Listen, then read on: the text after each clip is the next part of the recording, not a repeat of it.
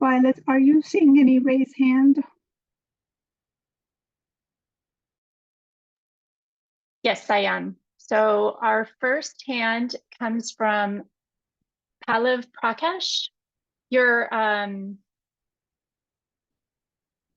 is unmuted and you just need to unmute on your end, and you may share your question or comment. Hi, thank you very much. And thank you for walking this through.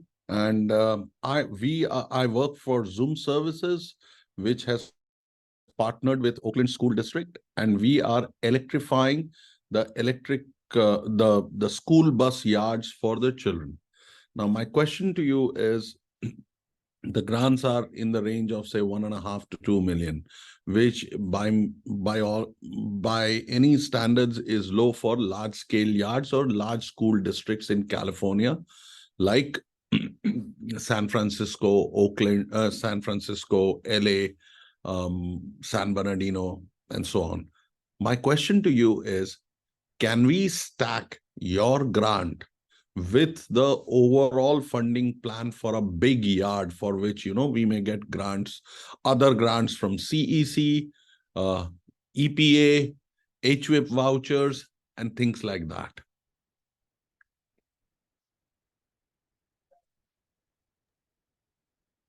Want to take it? You go ahead, Heather. Sure, no problem. Hi, I'm Heather Choi, and I work on the Clean Mobility in Schools projects for CARB. And right now, there's no limitations necessarily for stacking with our funds, but there are limitations based off of our other requirements, like location in disadvantaged communities and low-income communities. So there's always various things to think about, despite what, I mean, in addition to what you've just asked about. And Thank you very much. I'll just add that, like, we have requirements for our programs, but then all those other funding programs that you listed have their requirements. And so, we can say that we don't have that limitation for stacking, but we can't speak. You might still have to follow their limitation. Oh, yes. Thank you very much. This is very helpful. By and large, all I wanted to say was that the districts that we are now trying to cover using CMO and other funding are all disadvantages, Justice 40, low income, high pollution, all of that, and transporting specially abled children. So I get that. I just wanted this little clarification if we can stack up, and we would be interested going forward in the future to avail opportunities from CMO to the extent possible, or rather maximum available opportunity, and we would be working within the CMO guidelines. Thank you so very much. Very grateful.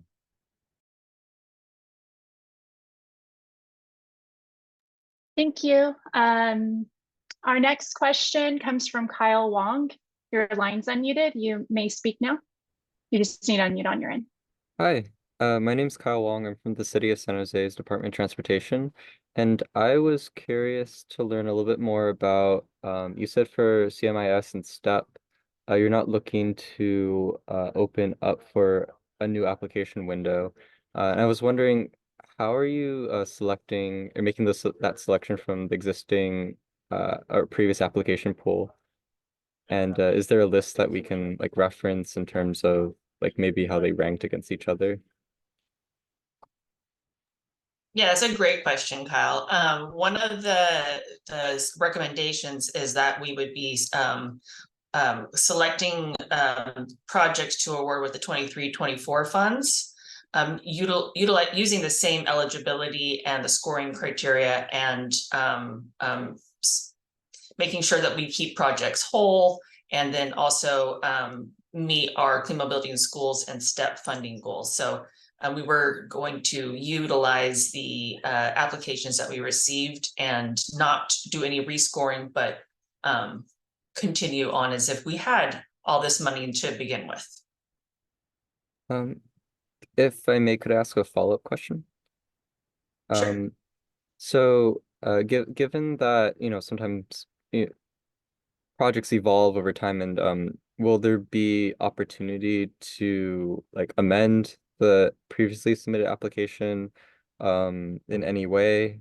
Or will you like reach out to like, make sure the project has the same like elements and scope? Generally, Mhm. yeah. When we've done this in the past, we have like, worked within the bounds of the solicitation and how the application was scored to try to be flexible where possible, to make sure the scope still works for that community, because some time has passed since the application was submitted.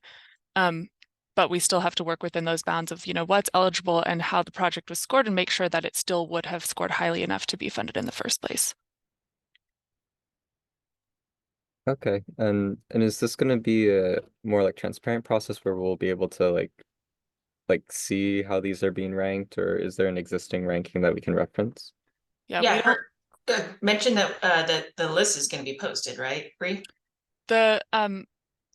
the list of awards will be posted on our website. We don't include ranks for, how the applications compared to each other, besides the binary of like, these were recommended for award and these were not.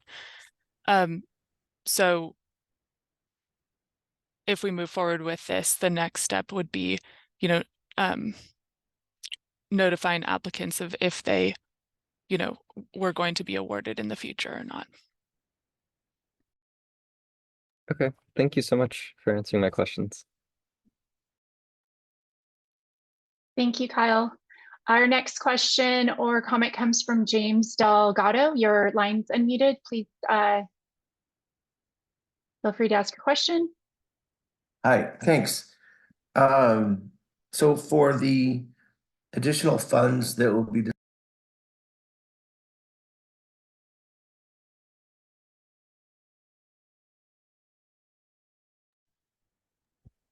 James, we can't hear you anymore. sorry, can you hear me now? Yeah.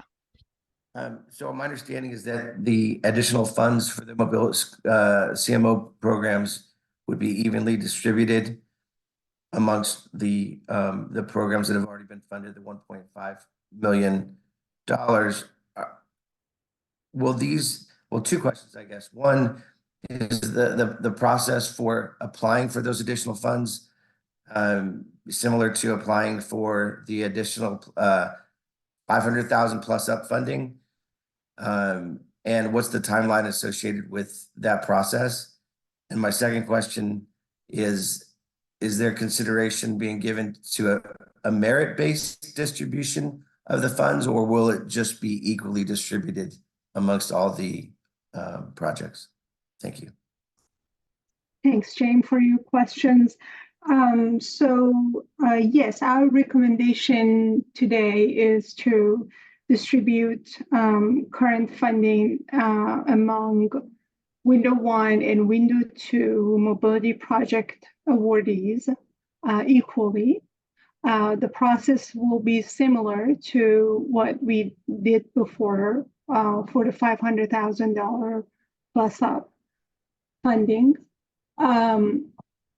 In terms of justification, the process already been set up for previous plus up. Yes, we do need justification, a revised budget, and there's some sort of an application that awardees need to submit, and it will be reviewed by the program administrator before approval. So as of now, the process is the same.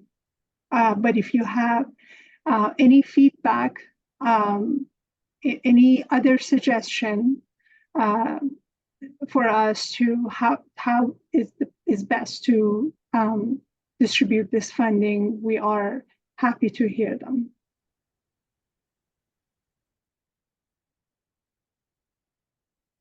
Thank you.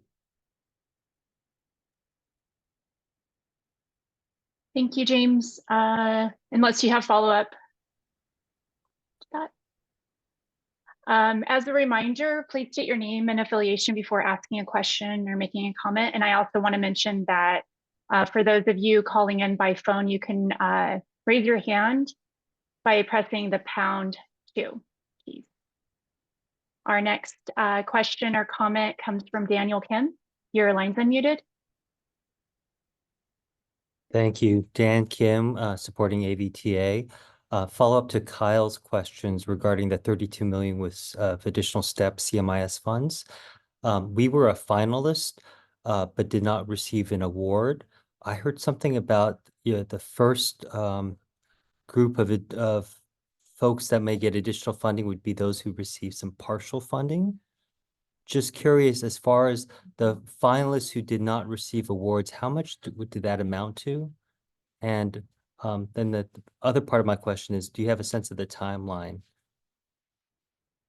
So you're asking the finalists that did not receive awards, meaning what was the demand in the Yes. full phase that we couldn't meet?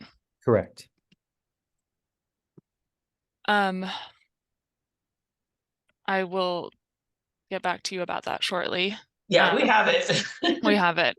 I just can't pull it up right now. And your other question, can you repeat it, please? You mentioned something about the partially awarded awardees will get the first call. Did I get that right? Yes. Okay, so if I wasn't notified that I was partially awarded, then I'm not in that group. That's correct. Okay.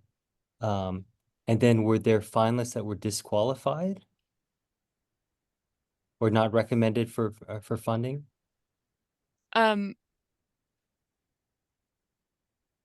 We All of Haven't- the applications scored high enough to be funded. But then now there's up to depending on some of the other requirements that we're still looking at. I see. So yeah, so we're looking at those applications that were not funded in fiscal year 22-23 and using the same scoring criteria from the RFA to identify which applications would be funded with fiscal year 23-24 funds. Great. Do you have a sense of the time frame for when potential awardees would be notified one way or another? Our hope would be later in February. Okay. Great, thank you. And then I just want to let you know, I do have a ballpark number for you. For the full phase applications that were submitted, was it requesting a total of 123.6 million. And so we just, for the 22-23 funds, funded about 32 million. And so we're looking to do another 33. And so the demand that we could not meet in the full phase was about 91 or 92 million then, is that right? Okay, thank you. And I guess I just wanted to add on to the timeline is we're going to be moving because like somebody had brought up earlier, these projects, when you apply to the time that we actually get a bit to the point where we can award and work on actual grant agreements, there's definitely a lot of time. So we're trying to make sure that does not happen and that we don't have to worry about too many changes in costs and resources and the teams that were put together in those applications. So we're really trying to work quickly to make sure that the time and effort that you, Daniel, who put into your application is still accurate, and we don't have to do a lot of work to update it or anything like that. Thank you. Thank you, Dan. Our next question comes from Joe Nickerson. Your line's unmuted. Yeah, hi guys. Thank you for holding the workshop. My name is Joe Nickerson. I'm with Beam Global. We're a sustainable off-grid EV charging company. I'm rather new to this space and caught this workshop, and I was just wondering if any of the clean mobility investments are headed towards EV charging infrastructure. And if so, where exactly we may look, or who the applicants would be in that case. And again, sorry if this is kind of a silly question, just on a discovery mission here. Thank you. No problem. The EV charging infrastructure is something that we fund for shared mobility services generally. So in our programs, we typically don't fund public charging infrastructure that's not for a specific shared mobility service, but we do fund the kind of full everything that needs to happen for that shared mobility service. So that would include the EV charging infrastructure. We have some information on our websites about the projects that we've funded. And, you know, as we fund more of these awards, as we're discussing, we'll add that those projects information to our website too. So if you go to the CARB website and you look up clean mobility options or STEP or clean mobility in schools, you should be able to find descriptions of each of the projects and whether those include EV charging infrastructure. You. And I would just add that California Energy Commission has specific funding for chargers only. So if you're interested in, I can put that in the chat for you to look into that. Thank you. Yes, I've seen those. Appreciate it. No problem.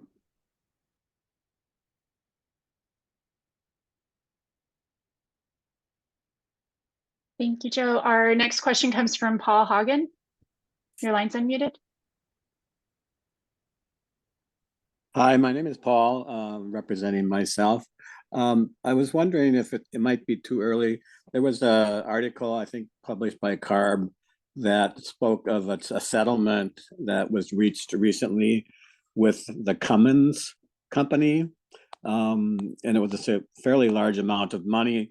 A lot of it was designated for specific things, but the article at some point, if I remember correctly, did designate several hundred million for California. I'm not sure if that was for CARB specifically or for the state. Do you have any further information on that, or is it too early to know? The article just came out a few days ago, I think. I think maybe what we can do is make a note to follow up with you on that. We should have your email since you registered for this Zoom. And we can share what we know. That's not our team specifically. Ah, okay. But yes, it is pretty early. Yeah. Just let you know on what they end up doing and how it gets applied and whatnot. Do you have a sense that you might get some money out of the settlement? I think it's too early. Okay. Thank you. That's it.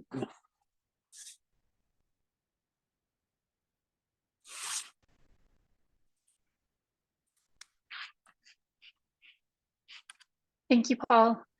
Our next question or comment is coming from Angela Shin. Your line's unmuted. Hi everyone, my name is Angela Shen and I'm calling from the Housing Authority of the City of LA.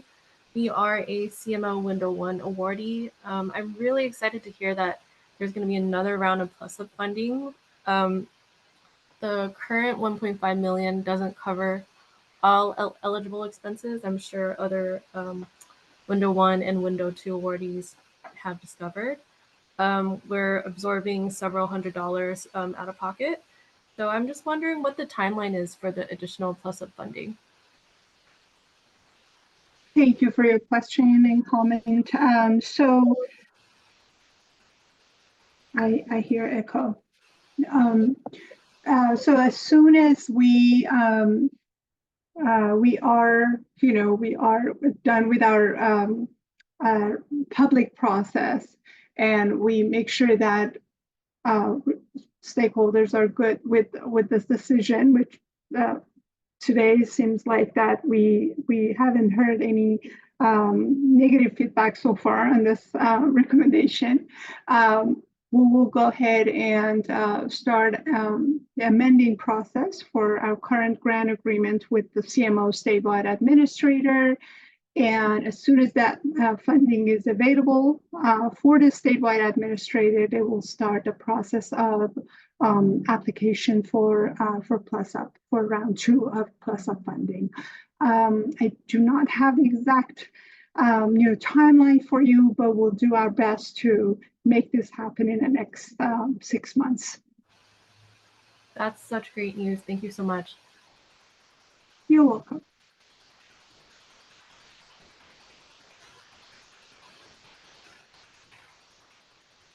Thank you, Angela. Our next question comes from Mr. Anikan Eason. Please, reminder, state your name and affiliation, and your line's unmuted. Can you hear me now? I think I just unmuted. My name is Mr. Anikan Eason. I'm representing Cambridge Transportation LLC, a renewable energy transportation service provider. I've been subscribed to CARB for a while. I did reach out for some more information last year. Didn't get much back. My question would be, what is the fiscal year for CARB? Are we in a new fiscal year, 23-24? If we are, has the funding opportunity application run out for this fiscal year? Today's discussion is about implementing fiscal year 2023-24 funding, which already been approved. Okay, so when is the next fiscal year coming up? That may be 24-25. The next budget cycle, you mean? Yes. Yeah. For 24-25? Correct. The fiscal year starts in July and ends in June. So our 23-24 fiscal year will end June 30th, 2024. And the 24-25 fiscal year starts July 1st, 2024. That doesn't mean that we have funding right away necessarily. If we get appropriated funding in future fiscal years, it takes, I would say, 4 to 5 months at least for us to get those funds in hand and get the approvals for what to do with them. But we do start a public process as early as this month, actually, later this month, to talk about the upcoming fiscal year. So that fiscal year 24-25. Yeah, and maybe managers can help us to answer this question better. But my understanding is that our public process for the next fiscal year funding starts it's in about a month. That's our funding plan process, and we always wait for the May revised budget usually to get the final amount of budget that we have to work with. But managers, please chime in if you have more information on the budget cycle for next year. Yeah, I'll chime in. This is Sam Greger with CARB. The legislature right now is going through budgetary discussions for fiscal year 24-25, which, as Bree mentioned, starts in July. For our funding plan process, we won't have our first workshop until June. So once that process starts, if there is money allocated towards these project types, we'll hold a public work group process and then take this to our board, take our proposal to our board in November. Okay, so let me clarify what I'm hearing, because there's a lot of information. So June, the first workshop starts for 24-25, and then the process starts new fiscal year 1st of July to 24-25, and then solicitations probably come out in November of 24. So you're correct that our public process starts in June. The fiscal year starts July 1st, but that is not. That doesn't impact how we go through our public process for this funding. Once we go through that public process, then we take our proposal in what we call our funding plan to our board, which is scheduled for November. If there is funding available and the board approves our funding plan or makes adjustments, it usually takes us 4 to 6 months to go through another public process to get that funding out through competitive solicitations or another process to get funds out. So for Does that cycle answer your questions? Yeah, that last part, I'm trying to clarify that last part. So the 24-25 cycle, you guys go in-house and do the workshop, and the funding plan maybe is approved by November of 24? Yeah, the only clarification there, it's not in-house. We go through a public process. So the agency goes through a public process. Is that open to the public at that time for the public to get ready for funding, maybe? Absolutely, and we can put a link into our website into the chat. Okay, so that funding doesn't come out until the same time, 2025. This time, like we doing now for the kind of meet webinar question and answers for 24-25, sometime in January of 25? Yeah, Or yeah, February of 25? that's accurate. It's usually the first quarter we try to start. So there's two parts. There's the funding plan process, and then after our board adopts it, there's the implementation process. This is part of the implementation process, which we try to start in the first or second quarter of the following year that our board approves the funding plan. Okay, which is pretty much going to be the same thing for next year too, for 24-25. It will be if we have funding.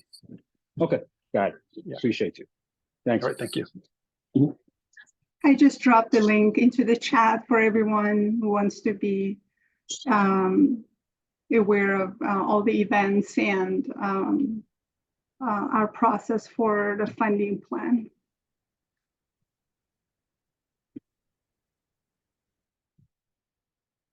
Hey, we have Enid Jaffe. Your line is unmuted and you are welcome to share your comment or ask your question. Yes, thank you. Enid Jaffe from Green Paradigm Consulting.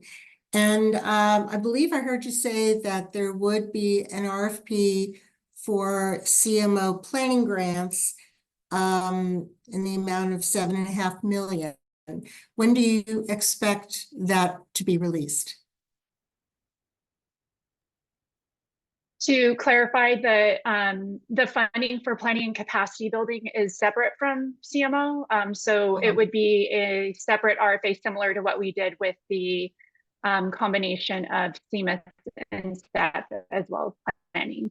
The vision is to try to develop the solicitation, the RFA for that in the coming months and perhaps as early as summer. I think our goal is to get that out as soon as possible. Okay, thank you very much. Thank you for your question. Kyle Wong, your line is unmuted again, unless this is from your previous question. Thank you. I had a follow-up question, dovetailing off VTA's previous question.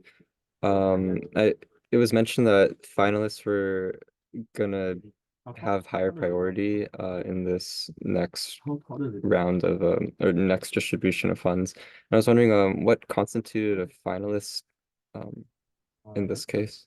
I think maybe what we meant was there was a concept phase and then there was the full phase. So we're talking specifically for this fiscal year funding projects from the full phase. So if you consider that to be a finalist, that's not the terminology we use.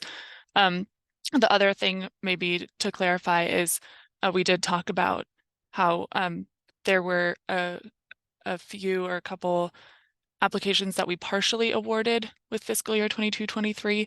So the proposal is to fully fund those applications and then continue funding projects that we received applications for in the full phase. I see. And do you have an idea of how much would be left after the partially awarded? The majority of the funds would still be available. Okay. Yeah, the partial awards were really small, just because people asked for things and we just couldn't we didn't have that much to the penny. Sorry, could you repeat that again? Are you saying that the partially awarded, you only awarded a small portion? So no, it's the opposite. Oh, okay, thank you. Appreciate it. Thank you. Our next hand raised is from Piet Cannon. Your line is unmuted and you're free to talk. Hi, good afternoon, everybody. It's Piet Cannon with Ecology Action, an environmental nonprofit. And Ecology Action partnered or led on 3 CMO transportation need assessments in the communities of Watsonville, Salinas, and at University of California at Santa Cruz. And I guess I mainly have comments on it, maybe a little bit of a question too. I just want to thank CARB for dedicating so much money towards equity-focused sustainable transportation, in these communities throughout California that have often been, not got these types of sustainable transportation options. And also working on these projects, realize how expensive they get once you start getting into the details. So appreciate the CMO funds going to current projects to keep them going over their timeline, because that's you know, multiple years and sustaining those projects. And then also, you know, because we, you know, working on projects that you know, went through the assessments, you know, and haven't gotten funding and haven't applied, like the city of Salinas, you know, one of the largest city within the Monterey Bay. You know, just, you know, want to also make sure that future funding for CARB is open up to new applicants and new locations as well. Just wanted to state that too.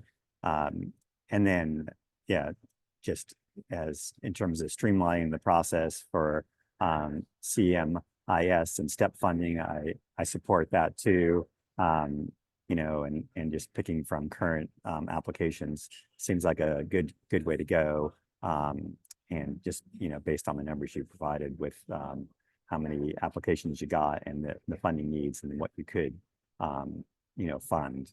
So, and then just also obviously looking to, you know, support CARB in the state of California to provide more funds for these projects is to make sure these communities can get, you know, sustainable, shared, clean mobility options that other jurisdictions might get from private operators, you know, through their implementation. So I think that's all my comments. Thanks. Thank you, Pierre. Thank you. We have one more hand raised, so we do wrap up in about 10 minutes. So please, if you have any questions, do raise your hand and we will try to answer all of your questions. So Daniel, Kim, your line's unmuted. Thank you. I understand CARB won't be requiring those who submitted full phase applications to submit any additional information, but would CARB entertain any additional information from those applicants that might help clarify some questions you might have or help elaborate on the proposals? I don't think that we can, you know, change the information that we're using to score the applications without, you know, opening it back up for like a full new request for applications. What will happen is for those applications that we that do score high enough to be awarded funds is we will, you know, talk to those applicants, and at that time we can negotiate any changes that they need to make because of the timeline. Thank you. Thank you. Okay, we have a hand raised from Nick Russo. Your line's unmuted. Hi there. I guess I'm Nick Russo, so I'm CEO of Pedal Movement. We are a sub-awardee on the Good to Go Bikes e-bike project in San Pedro, California, along with the Los Angeles Clean Tech Incubator and the Housing Authority of the City of Los Angeles. I guess I just wanted to echo Piet's praise as well for the CARB team in, you know, prioritizing the existing projects. As you know, as Piet alluded to, you know, costs definitely are they tend to overrun, and so the dedication that you've displayed in, you know, committing to trying to make sure that these projects continue to serve their communities is just really refreshing, and I'm super thankful that this is something that you all have prioritized. So thanks for doing that. Just wanted to express that. Thank you. Okay, well, I don't see any. Oh, I spoke too soon. Anthony Molina, your line is unmuted. Please feel free to ask a question or make a comment. Okay, great. Thank you. I'm Tony Molina with the Fresno County Bicycle Coalition, and I see that active transportation infrastructure, including docking, quick build infrastructure on public right-of-way, bike and scooter locking and storage is eligible projects. And I was curious, this is, you know, kind of new project. I know there have been funding for some shared mobility projects here in Fresno where I'm at that I'm familiar with. But my question is to what extent have these funds been requested or funded for those types of projects? I know there's there's kind of a large number of unmet need for all of the other things that you fund. So I was just curious in terms of what funding has occurred with that. And these type of projects, there's other funding sources, but it's highly competitive. So I was just kind of wanted to kind of get a sense of how worthwhile pursuing this sort of funding might be for these type of projects. We have seen a significant amount of like requests coming in for active transportation infrastructure in clean mobility in schools and in STEP, and have been funding those, particularly in STEP in the first round. You can kind of see on our project list what projects have active transportation infrastructure as a component, and expect to continue funding that through this RFA and into the future. So we've definitely seen a lot of demand, and you're right that a lot of the other programs that fund those are significantly oversubscribed, and I think we're seeing some overflow.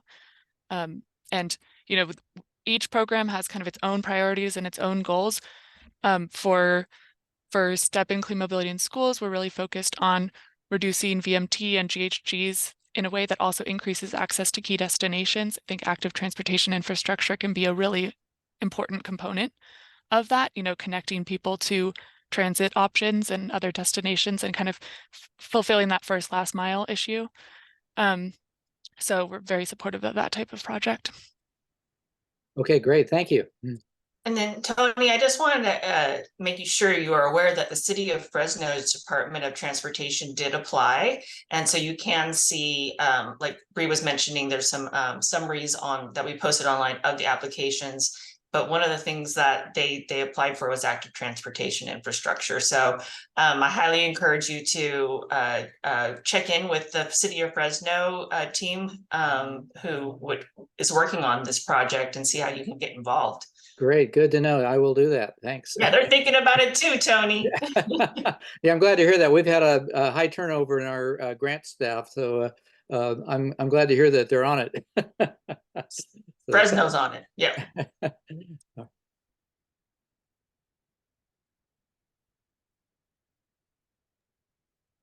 Thank you, Tony. Thank you. Okay, I think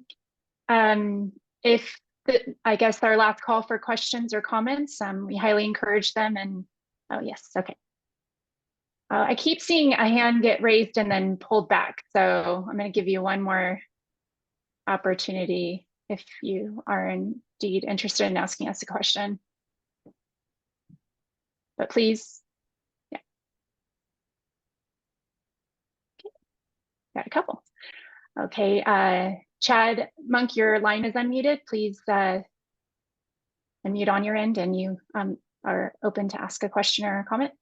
Hi, everyone. I'm Chad Monk. I am with National Health Foundation, a local CBO in LA County and Ventura County. I just have a comment. I do really support bringing back the planning grants, and hopefully in a quick time. I would appreciate if it wasn't towards the end of the year, towards the holidays again. Just really looking forward to that and applying for that again. So thank you. Thank you, Chad. I agree with you completely. Thank you for that comment. Okay. And Jessica Rodriguez, your line is unmuted.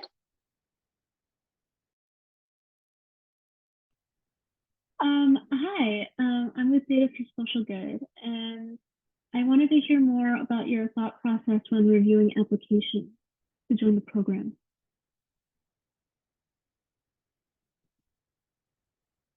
Can you repeat the question, Bree, for me? I couldn't understand it. Our thought process for reviewing applications to join the program. So it does differ by program. In the competitive programs, we have scoring criteria that we use to evaluate and score the projects. Those are all publicly available online in our RFA materials. So you can see, how many points are attributed to each scoring criteria and what those criteria that we use are. In Clean Mobility Options, that's a first come, first served program. So they don't use scoring the way that CMIS, STEP, and planning do. They have a different approach, and Ava can talk about that. Yeah, that the Food for CMO program is a little bit different because CARB is not directly administering those grants. So what we've done in the past is that we open application window through a program administrator, and it's based on first come, first serve. There are eligibility requirements, you know, geographically in terms of service and all that. But in terms of being competitively scoring against other applications in that regards is different from the STEP and CMIS project. I hope that answered your question. Yes, it does. Thank you so much.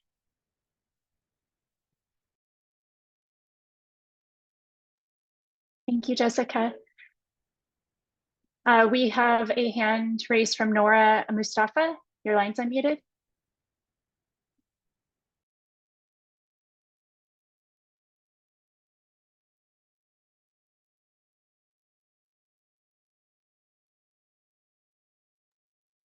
Noria, you also have to unmute yourself.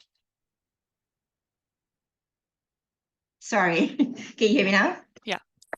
So we applied last year and I had my hand on the button at 8:59 a.m. Everything's loaded and I was ready to go. But because our connectivity is so slow, the cursor kept spinning. It was just spinning and we came as the 13th applicant. So I wonder if you'll make some consideration for applicants who live in communities where the connection is not that great. Yeah, thank you for that comment. We did consider that. In fact, project selection ultimately was based on randomization, not first come, first serve. Because based on our guidelines, we are randomizing if we are oversubscribed on a first day. And in both application windows, we were oversubscribed on the first day. In the second window, we enforced that randomization process. So you were still in that pool of applications for being randomized, and you were randomized, and then you got the rank. And we just went based on the ranking after randomization. And I'm sorry you were not selected this round.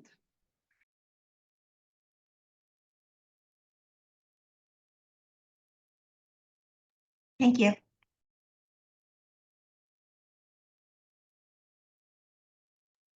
Thank you for all your questions. I think, Ava, if you want to close us out for the meeting. Yeah, again, thank you all so much for being with us this afternoon, for all your great comments and questions. Again, please subscribe to our listserv to receive all these events and information about funding opportunities. You can email us, as you can see the email address is on the last slide. If you have any questions, any additional feedback that you didn't have a chance to share with us today, please email us at cleantransportationincentives@arb.ca.gov. Again, thank you all so much. Have a great night.